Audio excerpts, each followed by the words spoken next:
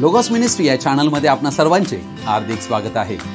प्रभू येशू ख्रिस्त जो संपूर्ण जगाचा उद्धार करता त्याच्या अति पवित्र व सामर्थ्यवान नावाने मी ॲलन लोबो आपणा सर्वांना शुभेच्छा देत आहे। हे चॅनल सबस्क्राइब करणाऱ्या सर्वांचे मी हृदयपूर्वक आभारी आहे। आजचा हा संदेश जर तुम्ही पहिल्यांदाच पाहत असाल व जर तो तुम्हाला आवडला तर कृपया तुम्ही तो इतरांबरोबर शेअर करावा, लाईक करावा व संदेशाचे नोटिफिकेशन तुम्हाला कायम मिळण्यासाठी तुम्ही बेल रिंग प्रेस करावी। Thank you and God bless you.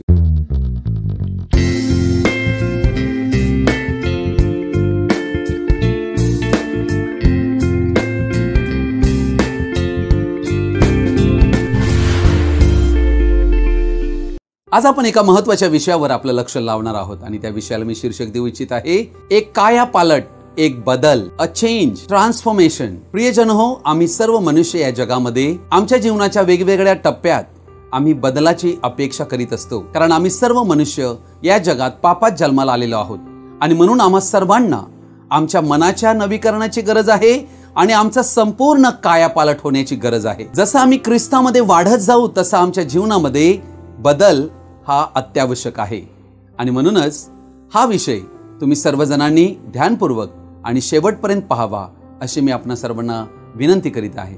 Thank you. रोमकरस पत्राचा 12वा अध्याय 2 वचन म्हणते, देवाची उत्तम, परिपूर्ण व ग्रहणीय इच्छा काय आहे हे तुम्ही समजून घ्यावे, म्हणून या युगाबरोबर समरूप होऊ नका, तर आपल्या मनाच्या नवीकरणाने स्वतःचे रूपांतर होऊ द्या।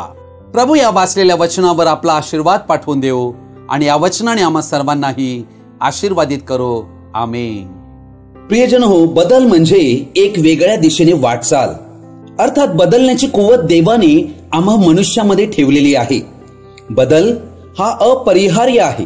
या विश्वामध्ये एकच व्यक्ती बदलू शकत नाही आणि तो आहे सर्व समर्थ जिवंत देव, ज्याने संपूर्ण विश्व निर्माण केले। अर्थात तो एकदम परिपूर्ण व्यक्ती असल्या कारणाने तो कधीही बदलू शकत नाही आणि म्हणून त्याचा शब्दही कधी बदलत नाही। म्हणून त्याचे वचन, त्याचा शब्द सत्य आहे, तेही कधी बदलत नाही।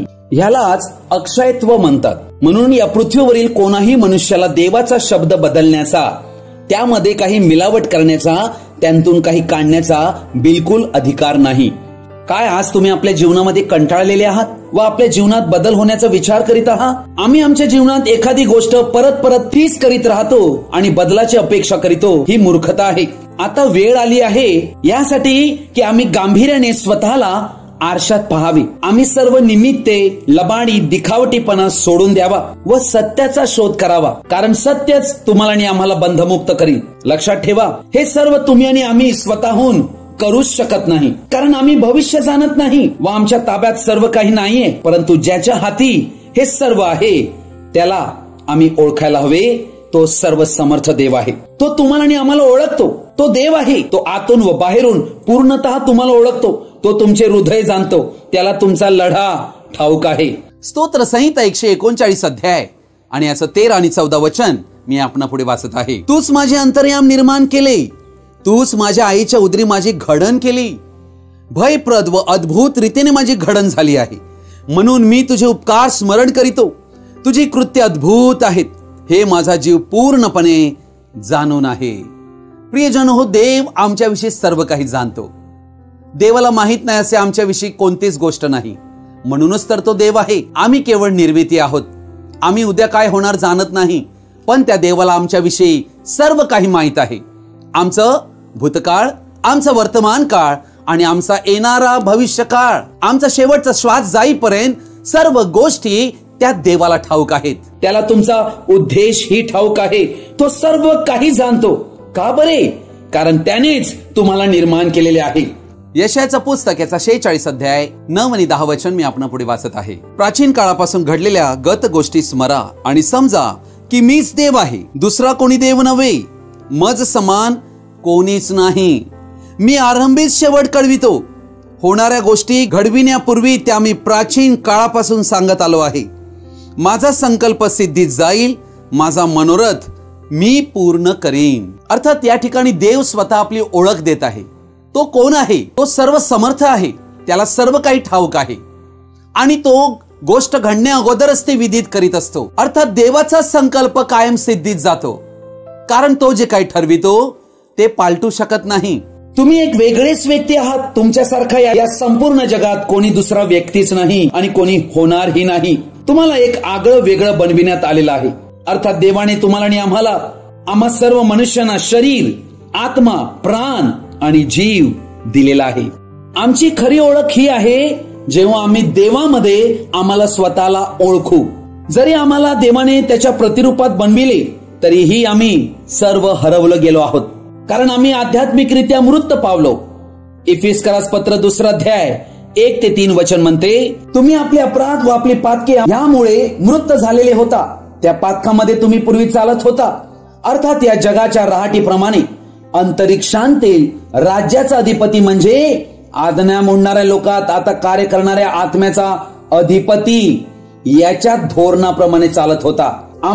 त्या लोकात आम्हीही पूर्वी आपल्या देह वासनांना अनुरूप असे वागलो.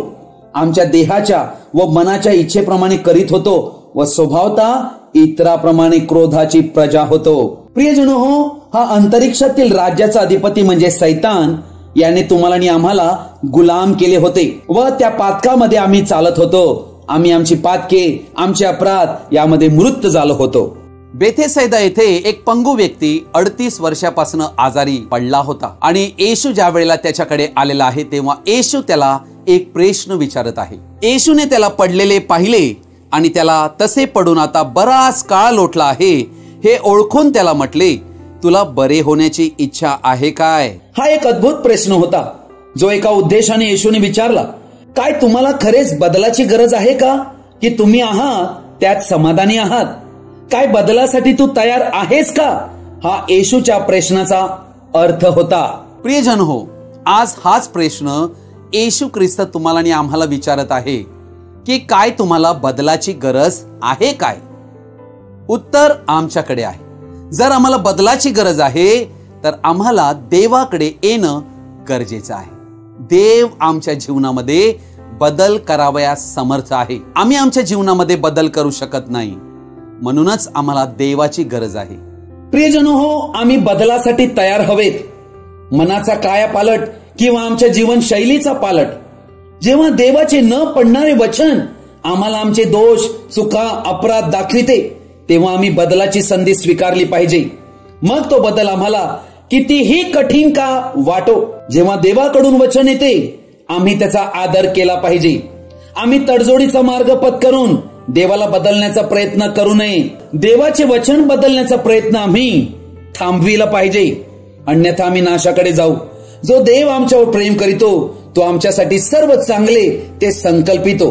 त्याच्या वचनाकडे पहा, तोच या अनिश्चित जीवनात आम्हाला मार्ग दाखवू शकतो. लूक वर्तमान याचा 13वा अध्याय आणि याचं 3रं वचन म्हणते, मी तुम्हाला सांगतो नव्हते तरी पण जर तुम्ही पश्चाताप केला नाही तर तुम्हा सर्वांचा त्यांच्या सारखा नाश होईल. प्रियजनो, पश्चाताप अतिशय आवश्यक आहे. पश्चातापाशिवाय काहीच नाही. आम्हाला जर देवाने स्वीकारावे अशी आमची इच्छा असेल, आम्ही रोगांतून बरे व्हावे अशी आमची इच्छा असेल, आमच्या जीवनातून शाप निघून जावे, आमच्या जीवनातून कोणी जादूटोना केलेला आहे त्यांतून आम्ही मुक्त व्हावे अशी आमची इच्छा असेल, आमच्या जीवनामध्ये कायापालट व्हावा अशी आमची इच्छा असेल, तर पहिली पायरी स्वर्ग राज्याची म्हणजे पश्चाताप करणे आहे. आणि येशू ख्रिस्ताने स्पष्ट शब्दात म्हटलेलं आहे, तुम्ही पश्चाताप केला नाही तर तुम्हा सर्वांचा त्यांच्यासारखा नाश होईल. प्रियजन हो, पश्चाताप नाशांतून आम्हाला वाचवितो. पश्चाताप देवाशी जोडतो आणि पश्चाताप आमच्या जीवनात बदल आणतो. उत्पत्ती याचं पुस्तक 1 अध्याय 1 ते 2 वचनात आम्हाला ही गोष्ट आढळते की प्रारंभी देवाने आकाश व पृथ्वी ही उत्पन्न केली आणि पृथ्वी आकार विरहित व शून्य होती. जलनिधीच्या पृष्ठभागावर अंधकार होता आणि देवाचा आत्मा जलावर तळपत राहिला होता. प्रियजनो, या ठिकाणी आम्हाला आढळत आहे ही पृथ्वी अस्ताव्यस्त झाली होती, आकार विरहित झाली होती, शून्य झाली होती, अंधकाराने व्यापली होती, परंतु देवाचा आत्मा जलावर तळपत राहिला होता. अर्थात हे एक चित्र दर्शविलेलं आहे. तुम्ही आणि आम्ही आमच्या जीवनात कितीही शून्य झालेलं असो, आकार विरहित झालेले असो, आमचं जीवन कितीही डॅमेज झालेलं असो, आमच्यासाठी आशा आहे. आणि ती आशा ही आहे की ख्रिस्ताकडे आम्हाला येणे आहे. मग तुम्ही कोणीही असा या जगांतील, तुम्हाला ख्रिस्ताकडेच यावे लागेल, कारण तोच तुमच्यात बदल घडवेल, तुमच्या जीवनाचा कायापालट करेल. या ठिकाणी आम्ही काय पाहतो? आकार विरहित आणि शून्य झालेली ही पृथ्वी देवाने पुन्हा बनविण्यास सुरुवात केली आणि देवाने सर्व बनवून प्रत्येक दिवशी हीच गोष्ट म्हटली, चांगले आहे. प्रियजन हो, तुम्हाला देवाकडे येणं गरजेचे आहे, तर देव आमच्या जीवनात कार्याला सुरुवात करीतो.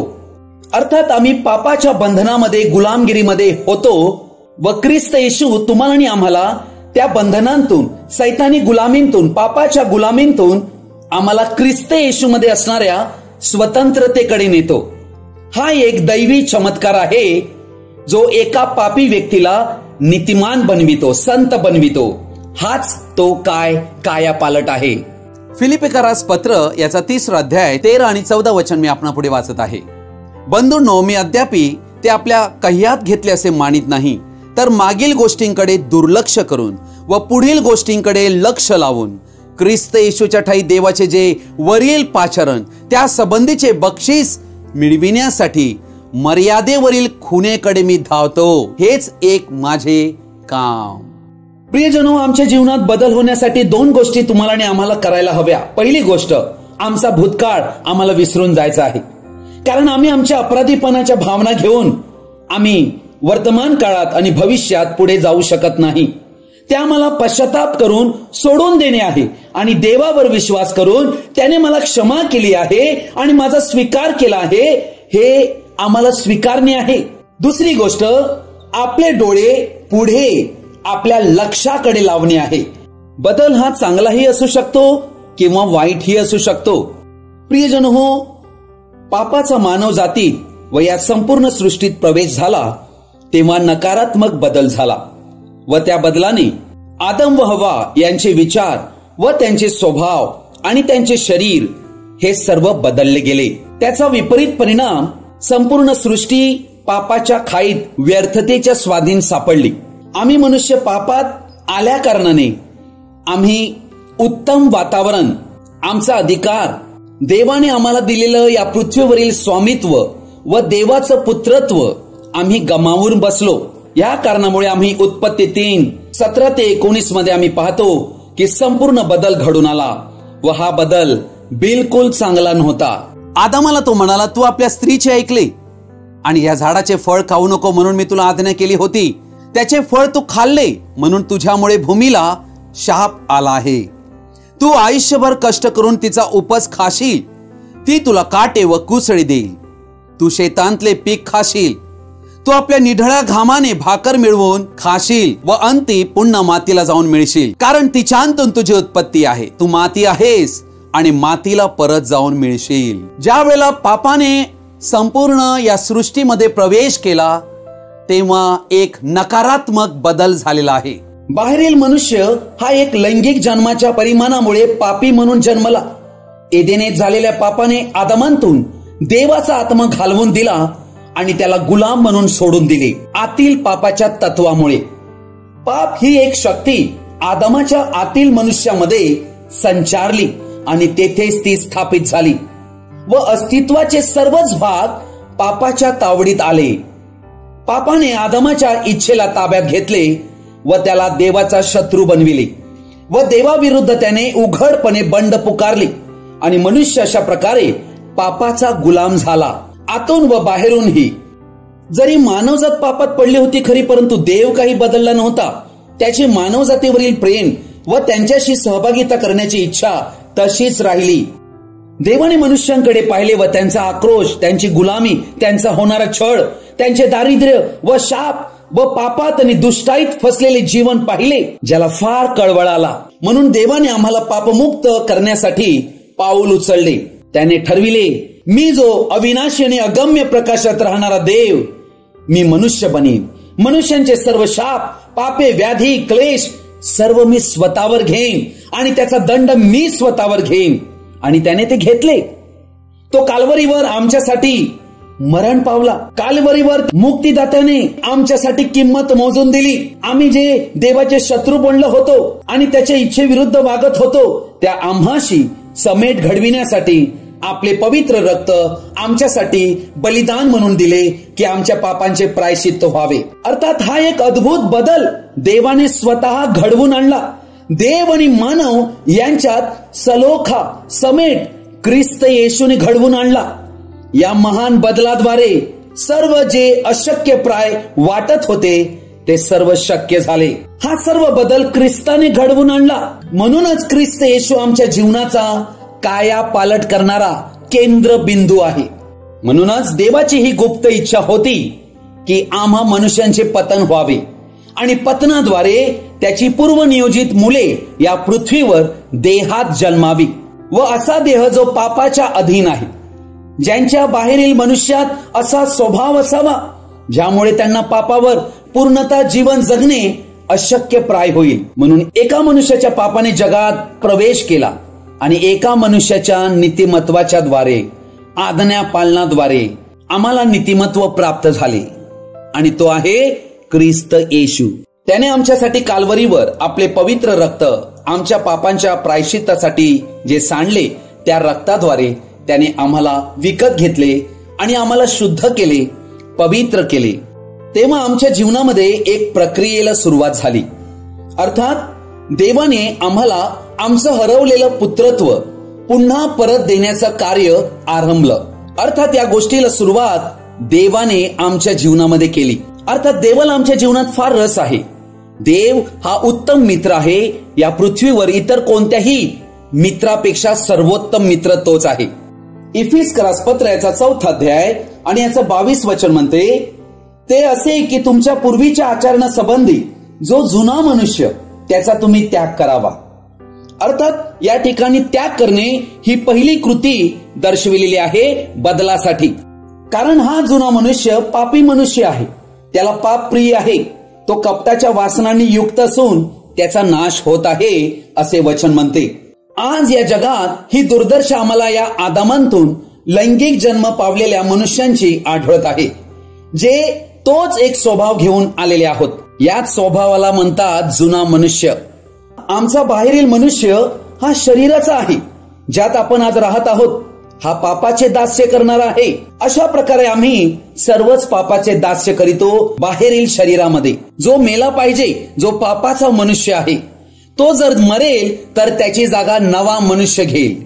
अर्थात आम्ही ख्रिस्ताच्या वचनावर विश्वास करून त्याचा स्वीकार केल्या कारणाने आमच्या मनाच्या नवीकरणासाठी पापाचा हा जुना मनुष्य या जुन्या मनुष्याला त्यागण्याचा एक निर्णय आमच्यामध्ये येतो व हा एक पापी स्वभाव आहे जो मरून जातो.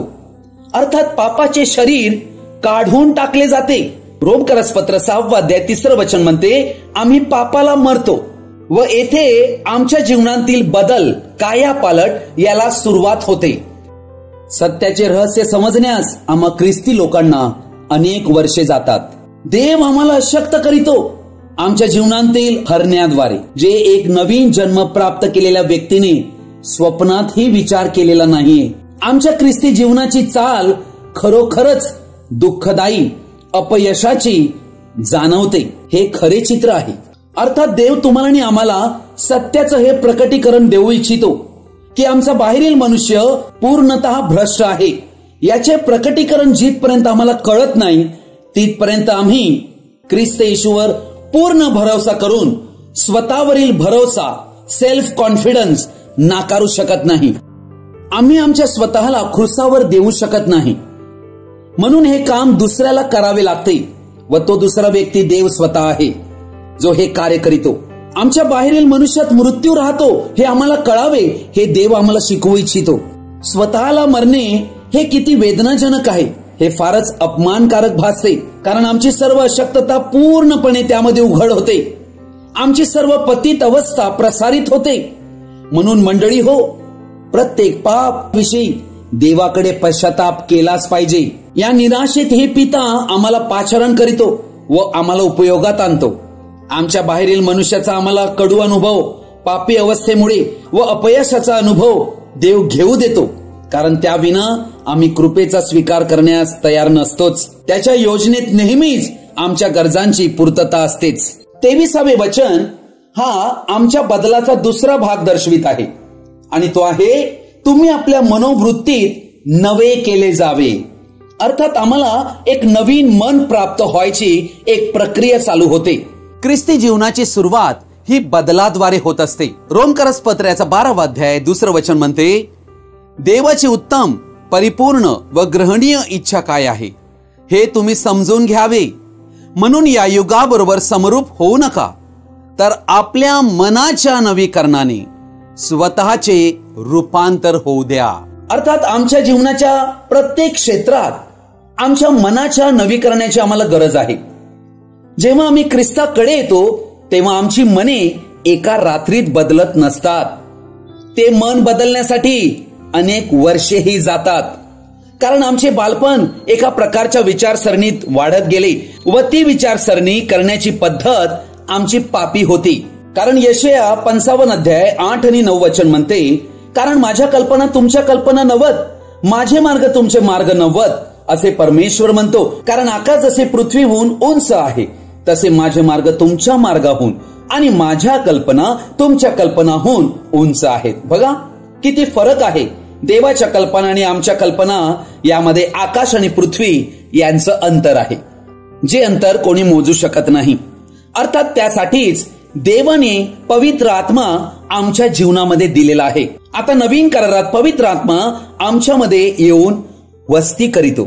आम्ही पवित्र आत्म्याला आमच्या विचारसरणीत बदल करण्यास अनुमती दिली पाहिजे, कारण तेच कार्य करण्यासाठी पवित्र आत्मा येतो. अर्थात आमचे रूपांतर आम्ही होऊ दिलं पाहिजे. जो आमचे रूपांतर करू इच्छित आहे, म्हणजे त्याच्या अधीन आम्ही व्हायला हवं, हे रूपांतर देव घडवितो. अर्थात हे रूपांतर मनाचे नवीकरण आहे, म्हणजे मनाचा कायापालट. तेव्हा आमच्या कल्पना बदलतात, आमचा दृष्टिकोन बदलतो, आमचं या जगाकडे पाहणं बदलते, मूल्य बदलते, आमची कृती बदलते व आम्ही आमच्या स्वतःला देवाच्या वचनाच्या सरळ रेषेत पाहू लागतो. कारण आमच्यामध्ये पवित्र आत्म्याने एका अद्भुत कार्याला, परिवर्तनाला सुरुवात केलेली आम्हाला आढळते. सर्वप्रथम आमच्या आतमध्ये कायापालट होतो.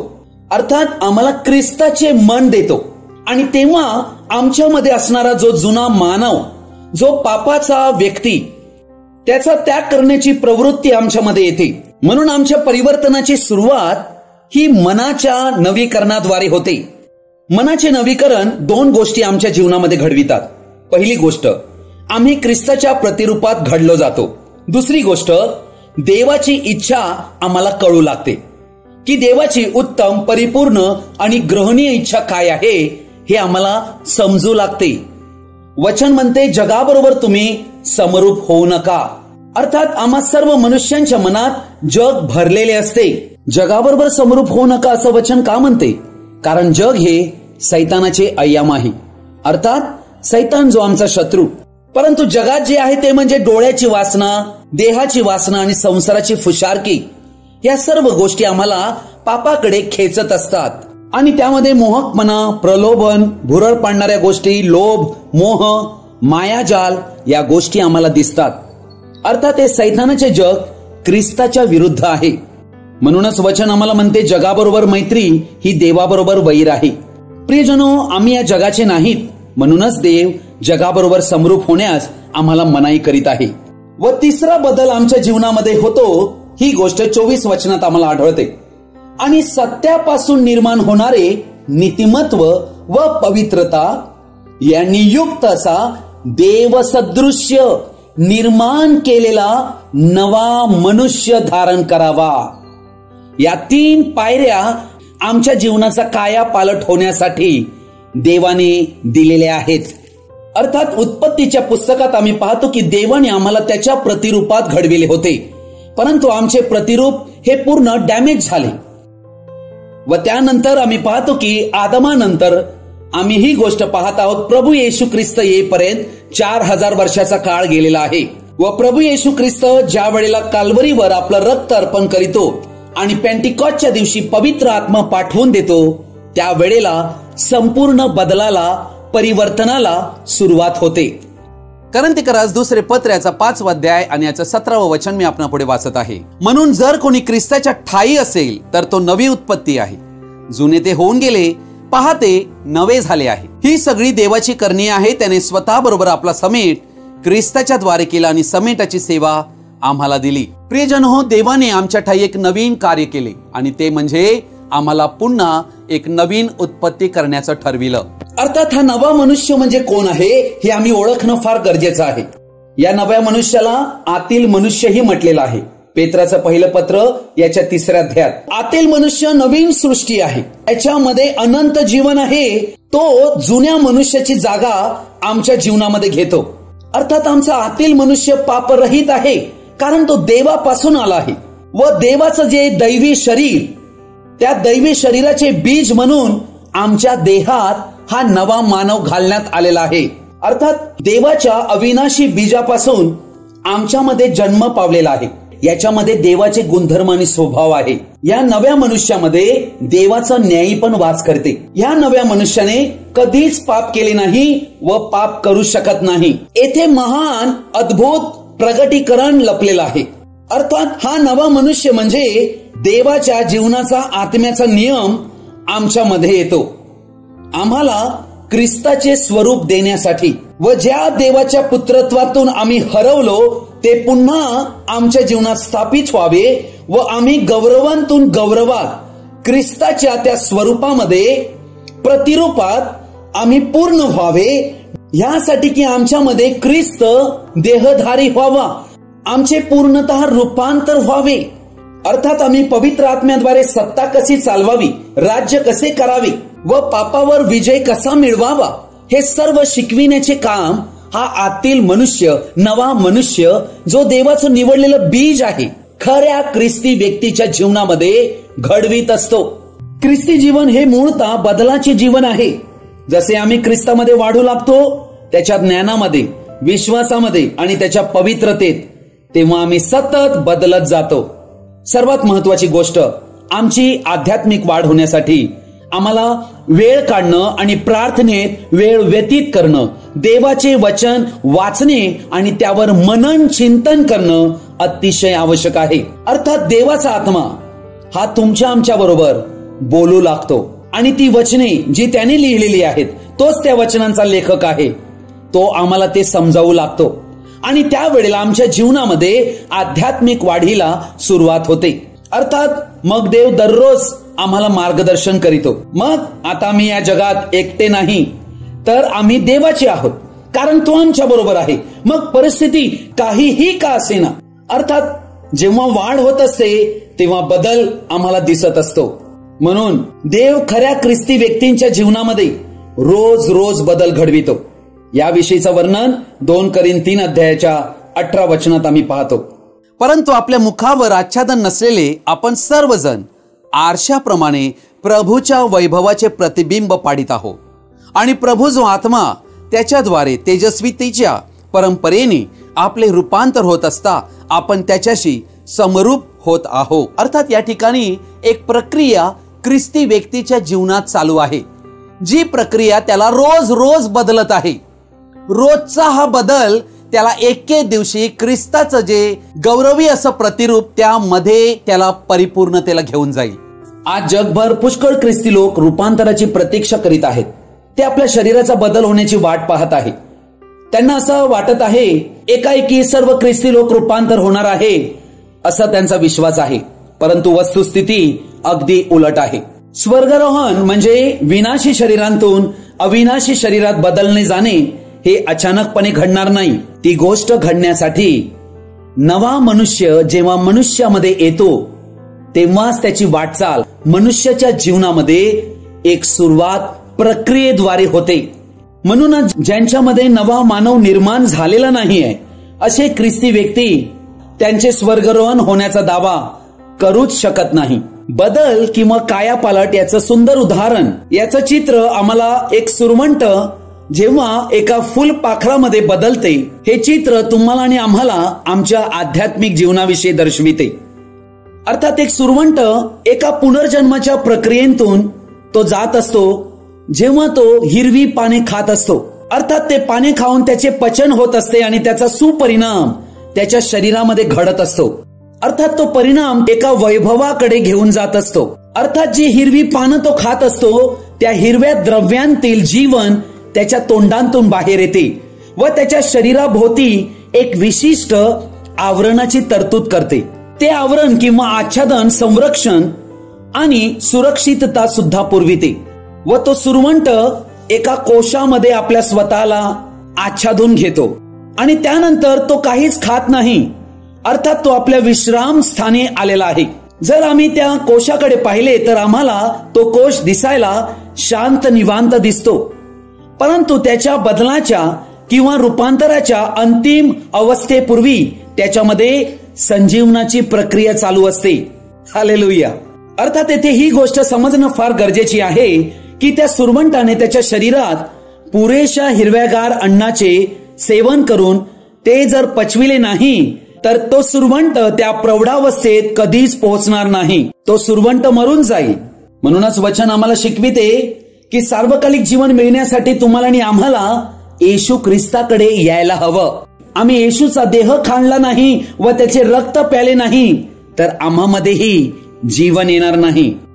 प्रियजनो, ही गोष्ट लक्षात ठेवा की जर तुम्ही देवाच्या वचनाचे सतत सेवन करून त्याद्वारे जगत नसाल तर गौरवाच्या या अवस्थेपर्यंत तुम्ही कधीच येणार नाहीत. या फुलपाखराच्या कोशाचे बारकाईने निरीक्षण करा. त्याच्या विश्रांती काळापासून आम्ही पाहतो की त्याच्या आतमध्ये संजीवन चालू असते. अर्थात विश्रांती व संजीवनाबरोबर त्या कोशांतून मुक्त होण्यासाठी कमालीच्या धडपड रूपी वेदना कार्यरत असतात. त्या कोशांतर्गत जीवाला वेदना होण्यासाठी काहीतरी कारणीभूत होत असते. या अवस्थेत त्याला वारंवार झटका बसत असल्याचे तुमच्या निदर्शनास येईल. ते काय किंवा कशाचे दर्शक आहे? कोशामध्ये त्याच्या शरीरांतर्गत बरे होण्याची क्रिया सातत्याने चालू असते.